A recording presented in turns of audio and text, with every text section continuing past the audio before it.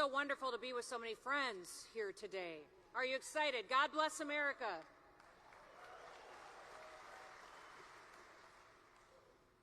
Charlton Heston once said, "Those dead old white guys who invented this country, they knew what they were talking about." So often, all we need to do to inspire us for future fights is to look at the examples of the past. Our founding fathers and our former leaders, they charted a visionary path for our country. They created an exceptional experiment of freedom and a personal responsibility that would withstand centuries of storms and challenges. To keep what they built, we must be people who act on values and character rather than our personal benefit. So much of who we are is determined by how we were raised. Now listen, I didn't grow up in politics. On our farm and ranch, we didn't talk about politics, we lived them. We had a gun cabinet in our living room. We had a shotgun hanging in the back window of every single pickup and tractor. Our family vacations were even hunting trips. Long before I ever ran for office, I became a lifetime member of the NRA.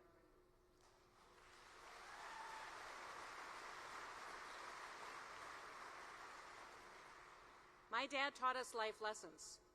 He taught us common sense, and often those were taught during our hunting trips. As soon as we were old enough to ride a horse, he would take us hunting. He'd pack us by horseback, sometimes 20 miles back into the wilderness to hunt elk. I didn't always know it back then, but those hunting trips gave me a lot of confidence. They helped me become a problem solver. For instance, I remember being only about 9 or 10 years old, and we had hunted all day, miles and miles from camp in the high country in the Bighorn Mountains, when my dad turned to me and he said, "Kristi, hunt your way back to camp. I'm going to go around this ridge and I'll meet you there at dark." And he disappeared over the ridge. Now, to a 10-year-old girl, this was terrifying. And as strange noises came and darkness fell, I had to rely on my instincts and my horse to find my way back to our tent. Now, years later, Mom shared with me that my dad had followed me at a safe distance all the way back to camp to make sure that I got there safe. Now, before you get all warm and fuzzy on him, I also want to tell you that he made bear noises the whole time he was following me. Scratching trees and growling at me, so, he made sure I lived, but he wanted me to be lived scared. But he made me stronger. And it also made me realize that I could conquer challenges that were put in front of me. It made me who I am today, and that's the first female governor of the state of South Dakota.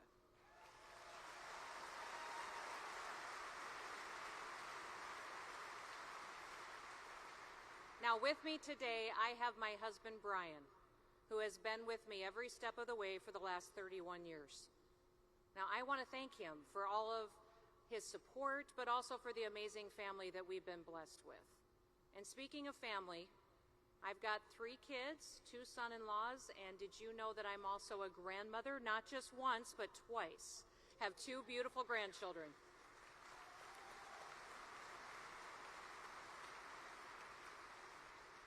For those of you with grandchildren, there is no question as to why we get up every day and we fight. We get up every day and we fight for our values. Little Miss Addie, who is almost 2, and Branch, who's just a few months old, they have brought us so much joy. They've brought us purpose. Now, Addie, who, soon will need them, I want to reassure you, she already has a shotgun and she already has a rifle. And she's got a little pony named Sparkles, too, so the girl is set up. There's a very famous quote that says, "Those who cannot remember the past are condemned to repeat it." Some would look at what's happening here in America today and they would call the times unprecedented. They would say unforeseen. I would say the exact opposite. It all sounds and it all looks and feels tragically familiar. We have been here before.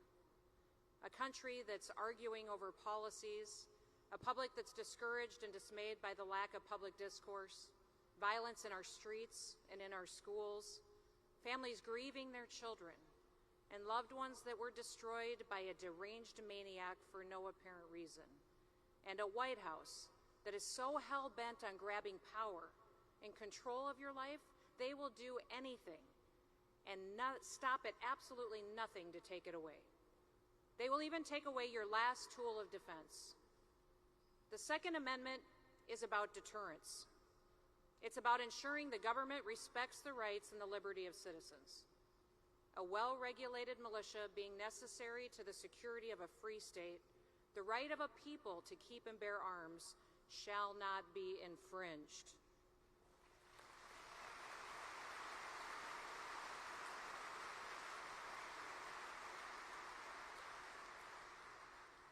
Those 27 words are freedom's last line of defense. The founders understood deeply that without an armed citizenry, authentic freedom could not and would not survive. And how did they know this? What were their circumstances? What did they know about human nature and the temptation to seize power? Did they know how fragile freedom could be? What exactly were they drawing on? First, they were drawing on their own experience. The founders knew that the country would never have survived the Revolutionary War if the colonists hadn't owned their own weapons. The very first battles of the Revolutionary War, the battles of Lexington and Concord, started when 800 expertly trained British soldiers came to seize the weapons of the citizens. Those colonists, those Americans, were untrained. They only had their personal weapons, their muskets and pistols to fight back. One American named Samuel Whitmore was 78 years old. Now think about that. In the 1770s, the average life expectancy was less than 40. As the British were retreating from the battle, Samuel hid behind a wall on his property. He ambushed the British all by himself. He shot one with his personal musket. He then shot two more with personal dueling pistols.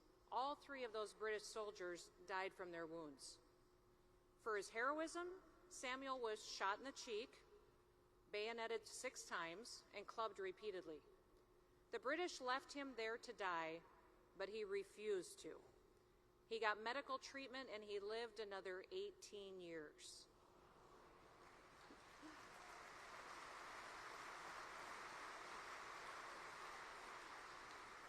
He lived to see American independence secured, to see the ratification of the Constitution, to see George Washington elected as the first president of the United States.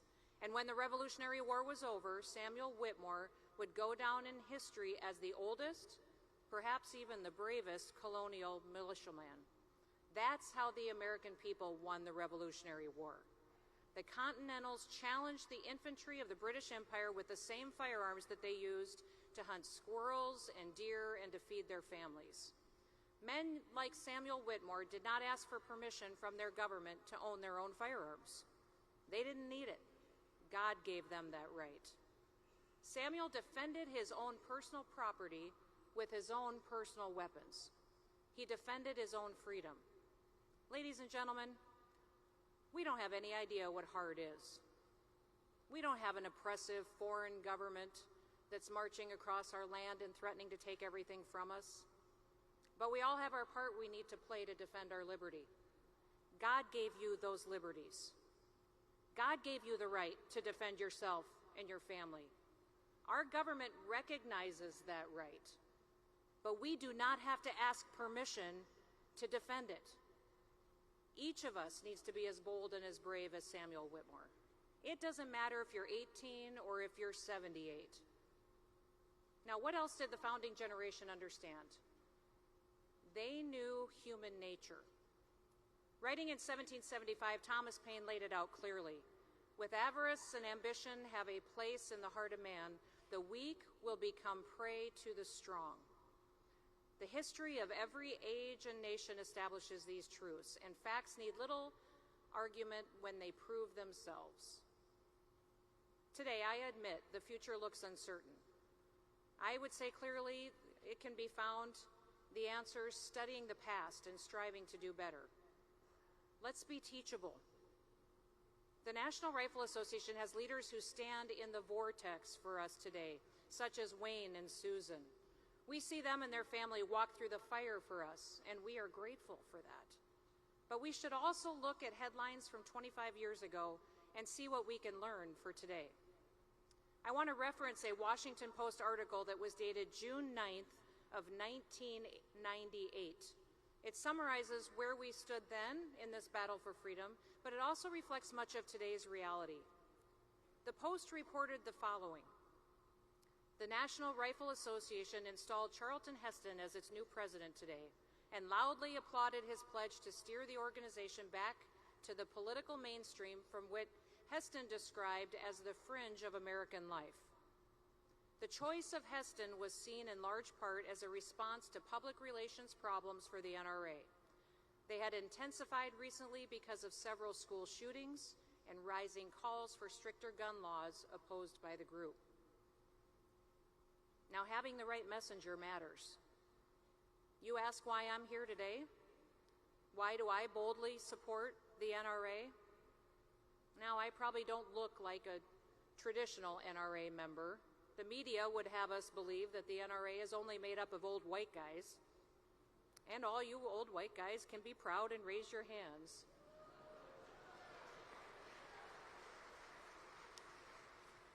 But there's a lot of other people, a lot of diversity within the NRA. Well, let me tell you something. I may be a mom and a grandma, but I am the NRA.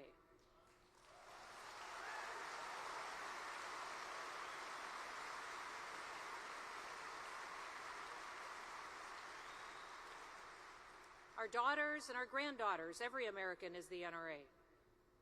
I didn't know I could even be a hunter until I saw my grandma was a hunter, and she was a pretty famous duck hunter. She was good. The Post in that article went on to say that Heston rose to power in the NRA because of the need to soften the organization's public image. Calling the school shootings a child issue, not a gun issue, Heston reasserted the NRA's long-standing position that violence grows from unraveling family values and weak prosecutors and judges. He also added a new twist. He called on the White House to acknowledge many gun violations go unprosecuted for lack of resources. He called on the Justice Department to start prosecuting every federal gun law violation in one major city. This, he said, would include attempts by felons to buy guns, which are rarely prosecuted except in combination with violent crimes. Heston pulled no punches in his first day as president. Referring to the Second Amendment, he said, those dead old white guys who invented this country, they knew what they were talking about. Now again, this article is from 25 years ago, yet that conversation is so relevant for today. What if prosecutors actually did their jobs instead of going on the political attack?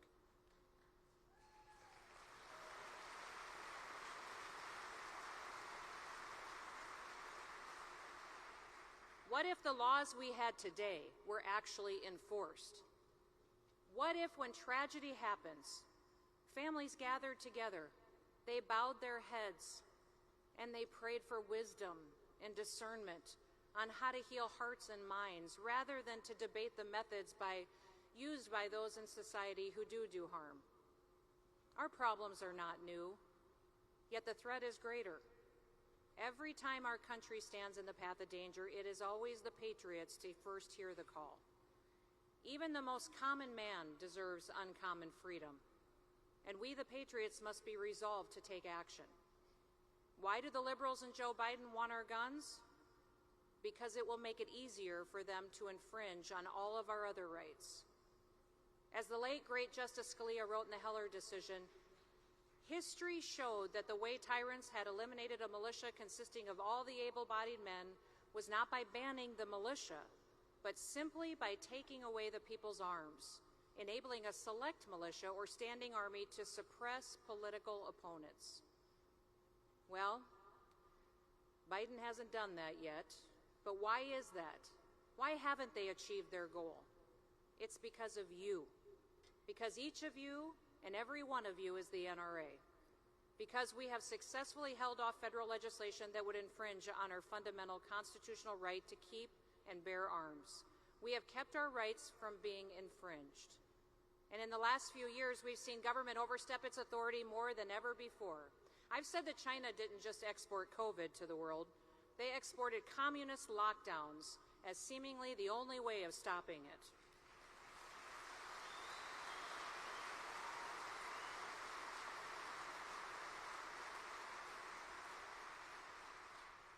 In fact, until South Dakota refused, and was the only state that refused to issue any lockdowns,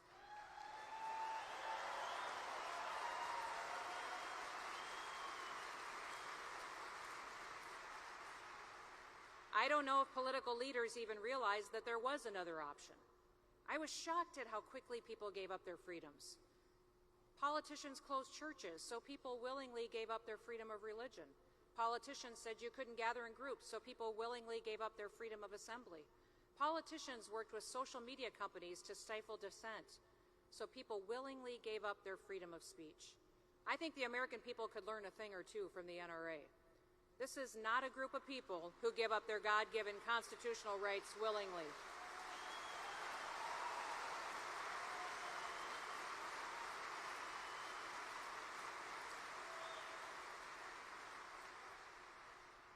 During the pandemic, I spent a lot of time outdoors. Sometimes you just needed a break from the fear and the paranoia that was going on TV and in all the newspapers.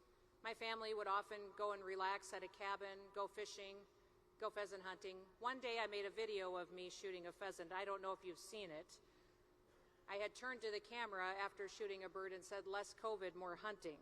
And the liberals melted down on me. I was a little embarrassed by that video, though, because it took me 3 shots to drop that bird. Obviously, I was a little out of practice. I was making fun of myself. I needed more hunting.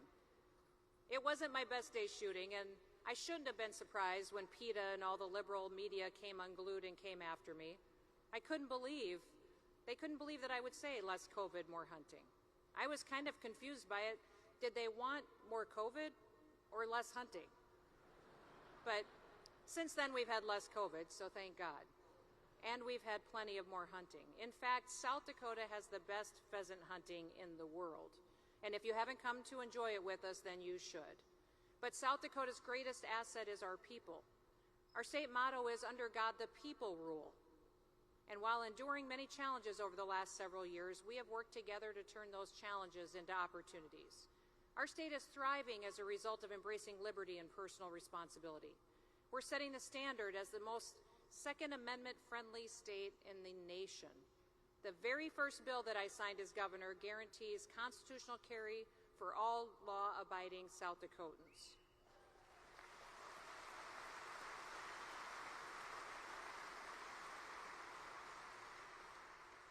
I signed legislation to block state and local governments from being able to use an emergency declaration as an excuse to infringe on Second Amendment rights.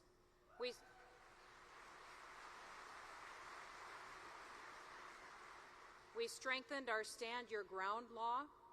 We updated the definition of a loaded firearm to mean that if a round is chambered, making it easier to respond in situations when seconds count. And we made South Dakota the first state in America to not charge a fee for any concealed carry permit. In fact, we now even pay for your federal background check. It will not cost you a penny to exercise your Second Amendment rights in South Dakota.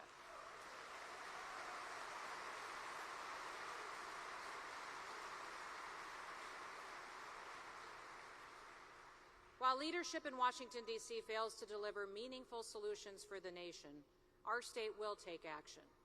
South Dakota enjoys the strongest economy in the country, the lowest unemployment, and unprecedented economic growth. Make no mistake, freedom generated those blessings. Winston Churchill once said, "Never give in, never, never, never, except to convictions of honor and good sense." Well, here, my honor and good sense require me to continue to fight for freedom, and that's what I'll do. As I look around this room, I see resolute faces prepared to stand up for honor and for good sense.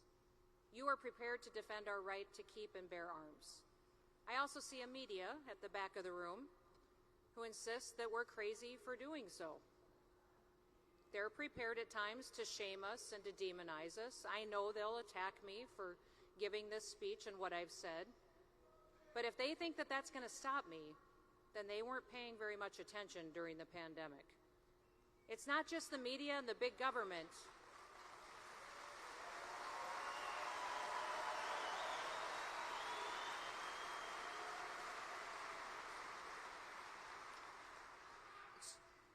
It's not just the media and big government that are attacking our rights. Now we've seen banking institutions go after industries that they disagree with. Have you seen that? That they're threatening to withhold funding, cancel loans, and holding them to a different standard than how the left is treated. None have been more impacted than those who support the Second Amendment. Well, not on my watch. I won't stand for it, not in South Dakota. So I'd like to ask Wayne if he would come back out here and join me on stage, because today I'm going to be signing an executive order to protect your God-given right to keep and bear arms from being infringed upon financial institutions. So we'll welcome Wayne to the stage.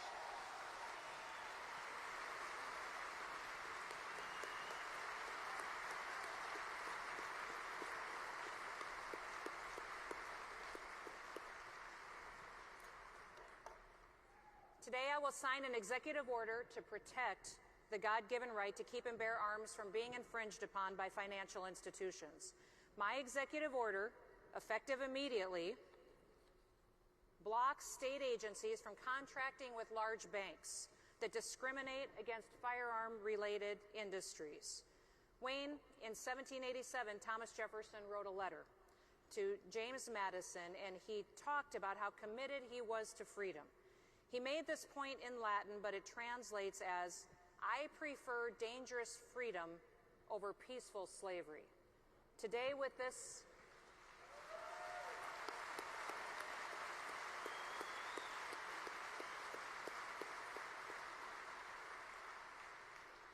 I'm not sure, do you have a microphone, Wayne? I don't. You don't? I get to put words into your mouth then. There you go. You're doing great. Wayne is extremely grateful to me for doing this for the NRA today. Got it.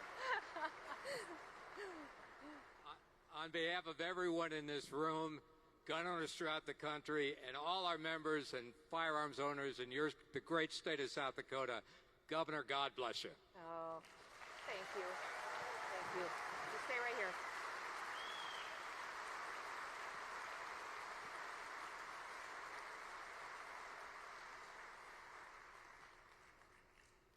This is Executive Order number 2023-04.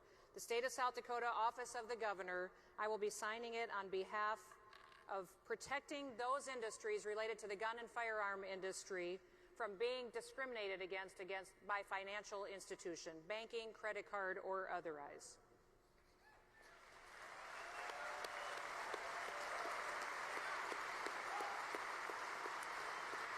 There you go. Thank you. Thank you. I'll wrap up and then we'll go. Okay.